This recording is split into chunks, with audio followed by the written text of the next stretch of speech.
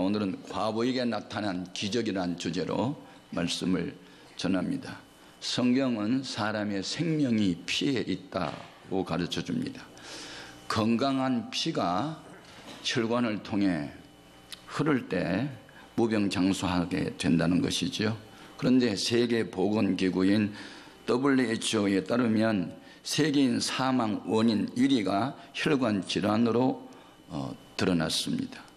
전체 사망자의 30% 이상이 혈관 질환 때문에 사망한다는 것이죠. 우리 몸 안의 혈관 길이는 10만 킬로미터나 돼서 그 길이가 지구의 두 바퀴를 반을 돌고도 남을 정도로 긴 혈관이 있습니다. 그 혈관을 타고 피가 흐르다가 혈관이 좁아졌거나 막혀서 피가 더 이상 흘러가지 않으면 한 부분이 마비가 되거나 치명상을 입게 된다는 것이죠. 이와 같은 원리는 교회에도 적용이 됩니다. 우리 모두는 예수님의 보혈로 한 형제 자매가 됐습니다. 그래서 주님과 소통이 이루어져야 합니다. 목회자와 성도 사이에 소통이 이루어져야 되고, 성도와 성도 사이가 혈관이 막힘 없듯이 서로 소통이 되어야 건강한 교회일 수 있습니다.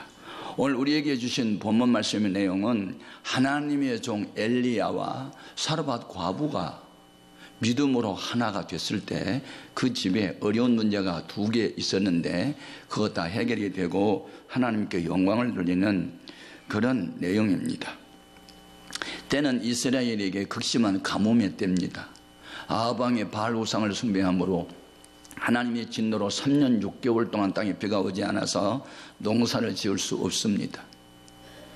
돈이 있어도 이제 곡식을 살 때도 없습니다. 그런데 사르밧의 과부 한 분은 가루통에 가루가 한 움큼밖에 없었는데 하나님의 보냄을 받은 엘리야가 와서 그것으로 내가 먹을 수 있는 음식을 만들어 달라고 합니다. 그때 이 과부가 또 순종을 하지요. 그러자 비가 와서 땅에 열매를 거둘 때까지 그 집안에 양식이 떨어지지 않는 기적을 경험합니다. 또 그 집에 아들이 죽었을 때 엘리야가 믿음으로 기도했더니 또 살아납니다. 이 2가지 기적을 통해서 우리에게 주신 교훈들이 있습니다. 첫 번째 교훈은, 기적은 인간의 한계 상황에서 일어난다는 것이죠.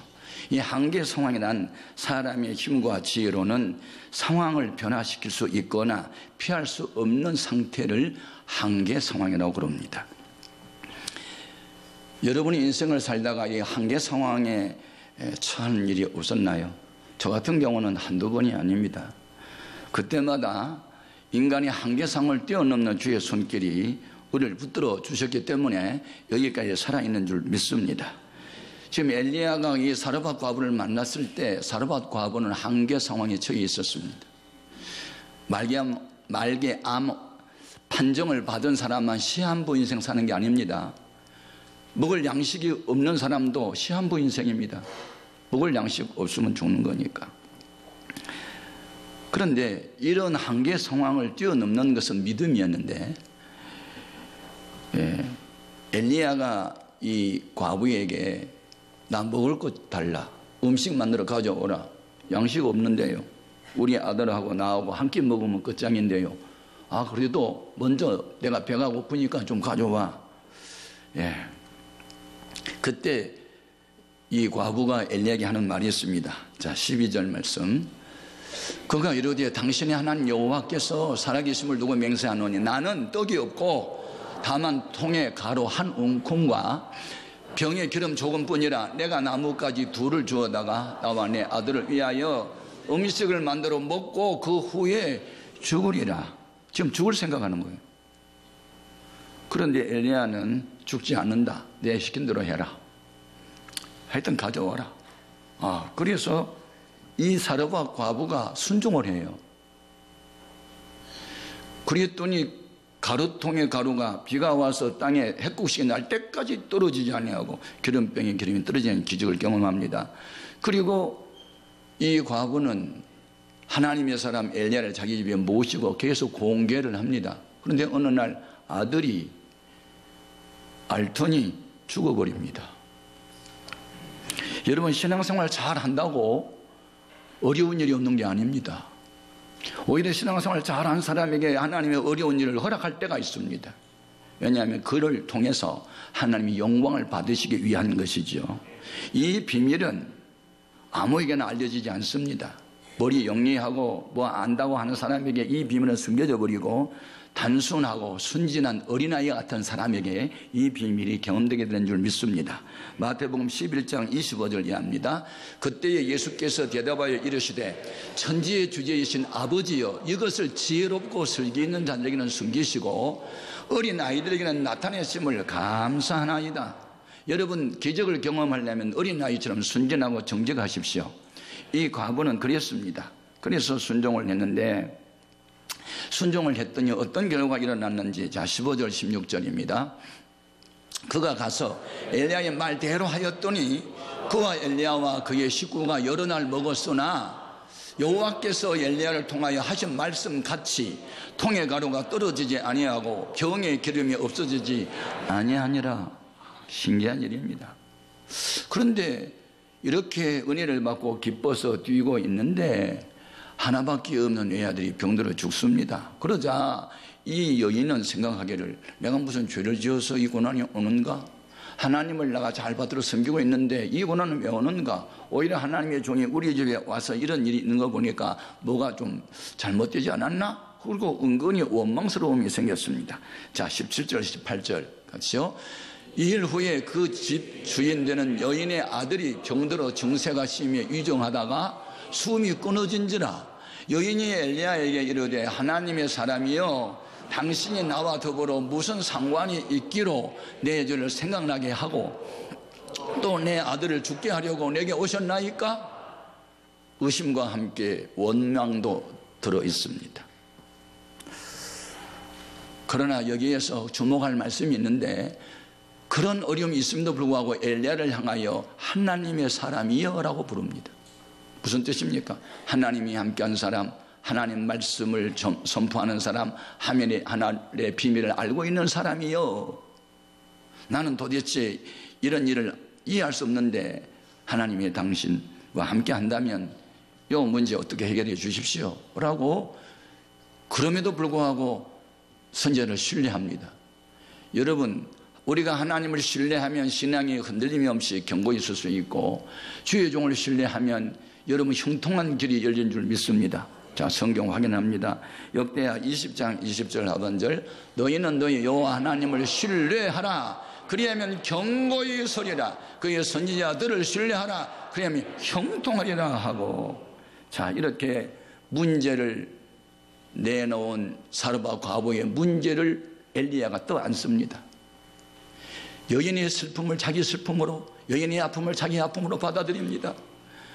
남편 믿고 결혼했는데 남편 세상 떠났고, 아들 하나 믿고 살아가는데 아들마다 죽었으니 절망 상태에 있는 여인의 안타까움을 엘리야가 가슴에 안고 죽은 아이를 붙들고 얼마나 기도를 간절히 했더니 하나님이 그 죽은 아이를 살려주십니다. 자 19절 이해합니다. 엘리야가 그에게 그의 아들을 달라 하여 그 여인의 품에서 받아 안고 자기가 거처하는 다락에 올라가서 자기 침상에 누이고 여호와께 부르짖어 이르되 내 하나님 여호와여, 주께서 또 내가 우고하는 집 과부에게 재앙을 내리사 그 아들이 죽게 하셨나이다 하고 그 아이 위에 몸을 3번 펴서 엎드리고 여호와께 부르짖어 이르되 내 하나님 여호와여, 원하건대 이 아이의 혼으로 그의 몸에서 돌아오게 하옵소서 하니 여호와께서 엘리야의 소리를 들으심으로 그 아이의 혼이 몸으로 돌아오고 살아난지라. 여러분, 기적은 아무 때나 일어난 게 아니고 어떤 한계 상황에서 하나님이 돕는 손길이 없이는 절대로 해결할 수 없을 때 믿음과 신뢰, 그리고 사랑과 수고와 그리고 부르짖는 기도가 있는 곳에 주의 기적이 나타난 줄 믿습니다. 이 기적을 통해서 우리에게 둔 두 번째 교훈이 있습니다. 믿고 순종하면 전화위복이 된다는 겁니다. 전화위복 아십니까? 화가 변하여 도리어 복이 되고, 이 시련과 연단이 나의 믿음을 더 온전케 하는 것. 욥이라고 하는 사람은 동방의 의인이었고 하나님 앞에 범죄하지 아니하려고 늘 번제를 드리고 정말 믿음으로 살았는데도 시련과 연단이 옵니다. 10남매 자녀가 죽습니다. 7천마리의 양들도 다 사라집니다. 건강도 잃었습니다. 다 잃었습니다. 그때 그는 어떤 하나님을 믿었느냐? 이 시련과 연단이 끝나고 난 이후에는 내가 내 신앙이 내 영적 상태가 정금같이 나오리라고 그는 믿었습니다. 여러분, 밤이 깊을수록 별이 빛난 것처럼 여러분은 시련과 연단이 깊고 어떤 어려움이 있을 때마다 하늘을 바라보고 주님께 도움을 구하십시오. 그리고 현재의 고난보다 다가올 영광은 크다고 믿으십시오.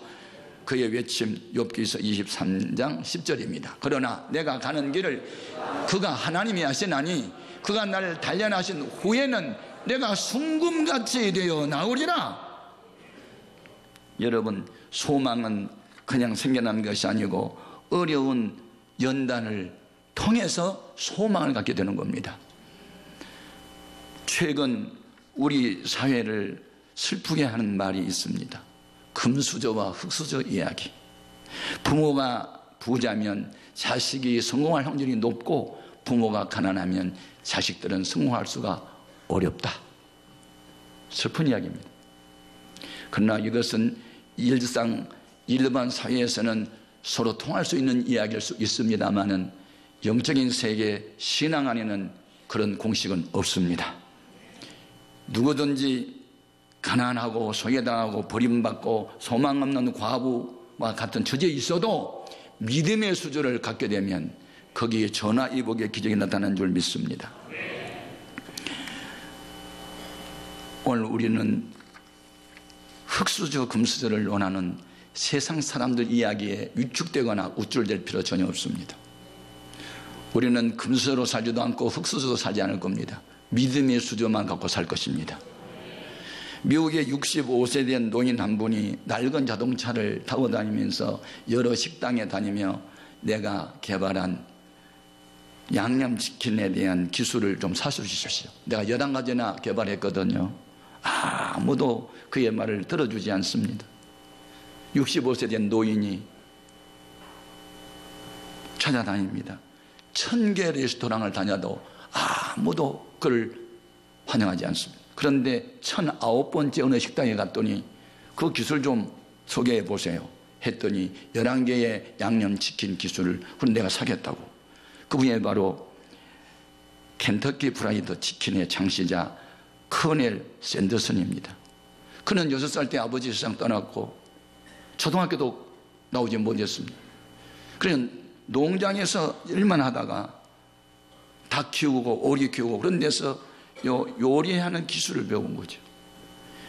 그래가지고 오늘날 그는 65세에 시작된 여기 KFC라고 하는 게 100개 나라에 지점을 세우고 세계적인 기업이 됐습니다.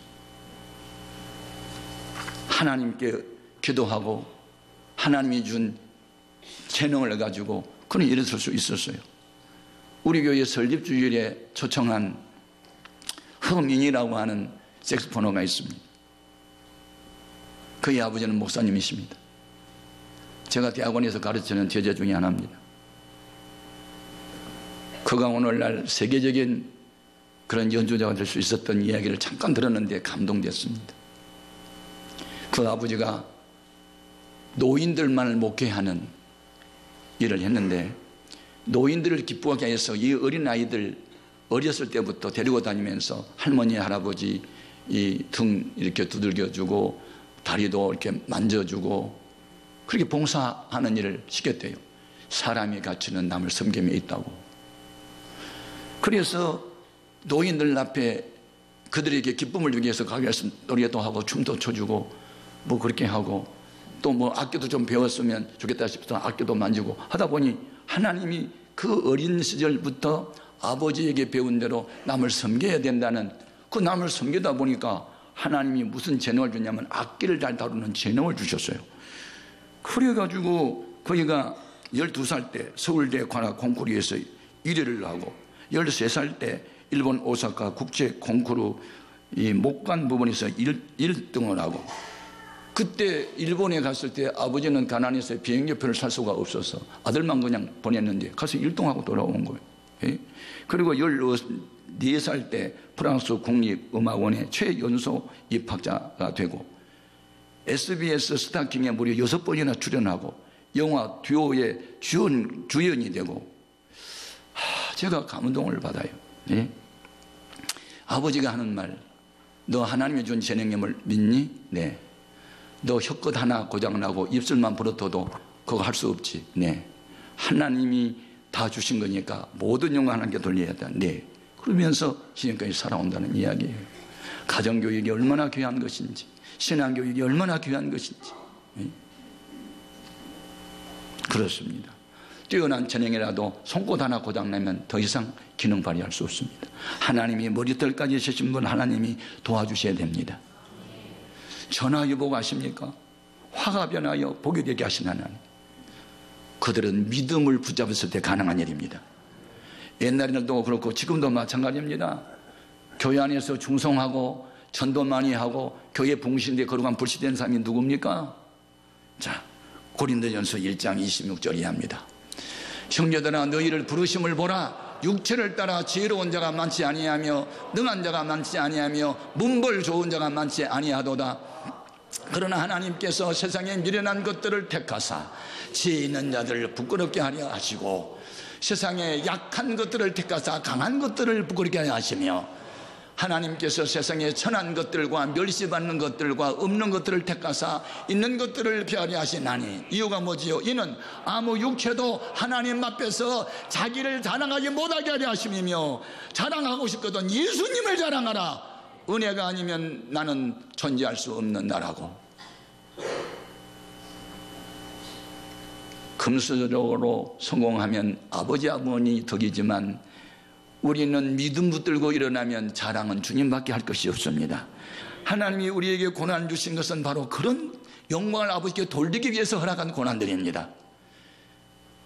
엘리야가 과부에게 무리한 요구를 하는 것, 믿음이 없을 때는 무리한 요구가 통하지 않습니다. 그러나 믿음이 있으면 무리한 요구도 순종합니다. 목사가 어떤 사람에게 이것 좀 해주십시오 부탁 아무나 할 것 같습니까? 아무나 했다가 거절당할 때 나도 마음 상하고 그도 부담됩니다. 그런데 믿음이 있는 사람에게 일을 맡기면 기쁨으로 감수합니다. 사도가 우리 전도 여행을 다니다 루스드라에 갔더니 나면서부터 안전병에 대해서 걸어본 적이 없는 사람이 있는데, 설교를 하는데 말씀을 귀담아 듣습니다. 아멘 아멘 아멘 하고 은혜를 받습니다. 마음을 들여다보니 구원받을 만한 믿음이 보이자 일어나라! 명령 한마디에 손을 내밀어 붙잡아 주지도 않았는데 자기 발로 벌떡 일어나 걸어갑니다. 아무에게나 못 시키지 않습니다. 믿음이 있을 때, 긍정적 반응을 보인다고 확신이 올 때, 그때 서로 통할 때, 하나가 될 때 전화위복이 된 줄 믿습니다. 사도행전 14장 8절 이하 확인합니다. 루스드라에 발을 쓰지 못한 한 사람이 앉아 있는데 나면서 걷지 못하게 되어 걸어 본 적이 없는 자라. 바울이 말하는 것을 듣거늘 바울이 주목하여 구원받을 만한 믿음이 그에게 있는 것을 보고 큰 소리로 이르되 내 발로 바로 일어서라 하니 그 사람이 일어나 걷는지라. 손뼉은 하나로 소리나지 않습니다. 두 손뼉이 마주쳐야 소리나는 것처럼, 아무리 목사가 복 받읍시다, 은혜 받읍시다, 하나님의 기적을 경험하는 믿음을 가지십시오 외쳐도 본인이 긍정적으로 반응하지 않으면 아무 소용이 없는 것이죠. 엘리야가 사르밧 과부에게 기적을 경험할 수 있도록 무엇을 요구할 때, 나는 못해요. 그러면 능력은 나타나지 않았을 텐데, 어려운 형편인데도 아멘 했을 때 하나님은 전화위복이 되게 하신 줄로 믿습니다. 세 번째 준 교훈이 있습니다. 기적을 통해서 하나님의 말씀이 진실임을 알게 됩니다. 자, 24절 본문 말씀. 여인이 엘리야에게 이르되 내가 이제야 당신은 하나님의 사람이시요 당신의 입에 있는 여호와의 말씀이 진실한 줄 아노라 하니라. 엘리야 입에서 말하는 대로 역사가 나타나니까 그때서야 아하, 우리 아들이 죽은 것은 내가 죄를 지어서도 아니고 엘리야가 우리 입에서 머문 것 때문에도 또 아니고, 아하, 나를 통해서 하나님이 영광을 받으시려고 이 시련을 주셨구나, 그걸 이제 알았다는 겁니다. 그렇습니다. 믿음이 좋다는 게 뭐지요? 하나님을 더 깊이 알아가는 겁니다. 자기가 잘 믿는 것 같았는데 알고 보니까 나는 하나님을 알게 나르되 다 알지는 못했고 깊이 알지 못했는데 이런 기적을 통해서 하나님은 이렇게 좋으신 분이구나, 엘리야가 무슨 말을 하면 그대로 되는구나 하고 여기 끝까지 하나님의 사람 됨됨으로 인정하고 그를 통해서 나타난 말씀이 그대로 이루어지자 하나님의 말씀은 진실임을 알았나이다. 그렇습니다. 하나님은 진실합니다. 그래서 한 번도 우리의 삶의 현장에서 우리를 실망시킨 일이 없습니다. 우리 같이 한번 신실하신 하나님을 찬양할까요? 하나님 한 번도 우리를 실망시킨 일 없으시고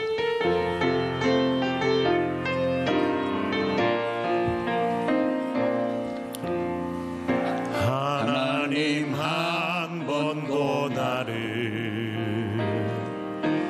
실망시킨 적 없으시고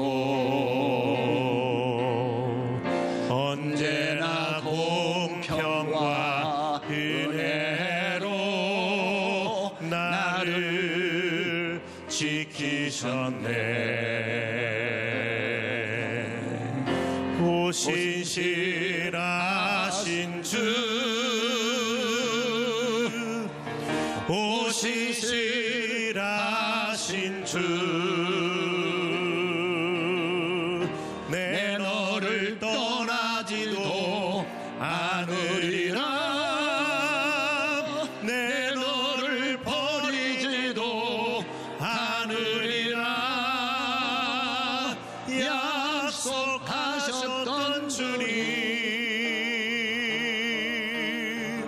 그 약속을 지키사 이후로도 영원토록 나를 지키시리라 확신하네. 이스라엘 백성이 하나님이 징계의 채찍으로 고난을 당할 때 하나님이 우리를 버렸나? 이렇게 낙심할 때 하나님의 본심을 그들에게 이렇게 소개합니다. 에레미야서 29장 11절입니다. 같이 읽어봅니다. 여호와의 말씀이니라, 너희를 향한 나의 생각을 내가 안 하니 평안이요 재앙이 아니니라, 너에게 미래와 희망을 주는 것이니라. 그렇습니다. 우리의 믿음은 언제 성장하는가? 이런 한계 상황 속에서, 절망 상태에서 오직 하나님만 바라볼 때 우리의 믿음은 성장하게 되는 줄 믿습니다. 과부에게 나타난 기적을 통해서 우리 준 교훈이 있습니다. 한계 상황에 있어도 주님을 바라보라. 어떤 일이 있어도 하나님은 살아계셔서 전화위복을 주실 것이다. 그리고 은혜를 받을수록 하나님을 더 깊이 알아간다는 것입니다. 기적 자체의 목적이 있는 것이 아니라 기적을 통해서 하나님의 살아계심을 너는 믿으라는 겁니다. 여러분, 생애에 사르밧 과부처럼 외롭고 소외당하고 가난하고 어려움이 있어도 하나님의 살아계심을 경험함으로 희망을 갖는 여러분 되기를 주의 이름으로 축복합니다.